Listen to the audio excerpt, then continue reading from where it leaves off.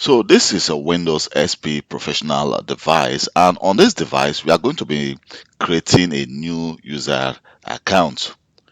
So if you are still using Windows SP in 2023, I think this video will be of a guide to you on how to create a new user's account. So go to your start menu and then click the control panel.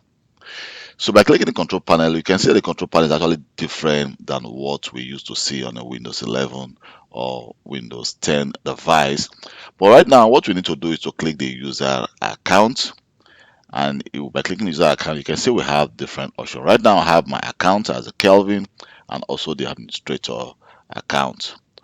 So to create a new account, what we need to do is to click the create a new account. So here we need to actually enter a name for the account. So let's just enter the name John and then click next.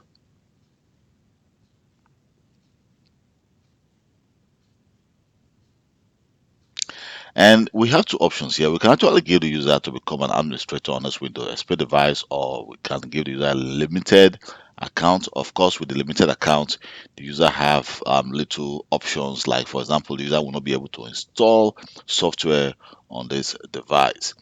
So after you've made your choice on what account to create, we cannot just click create account, and now you can see that the user account has been created. There's the account of John. So let's just click on the account and see which options we have. You can see we have different options here, but I have not changed. I didn't create a password for the user, so we need to actually create a new password for the user. So let me just create a password so that when the users try to log onto this device, he or she will be able to enter his password. So enter the password and then confirm the password.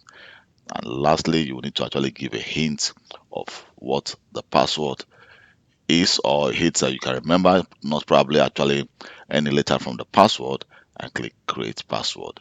And here we go, the account has been created. So this is how you create an account on a Windows SP device. And please don't forget to hit the subscribe button and subscribe to my YouTube channel. Bye.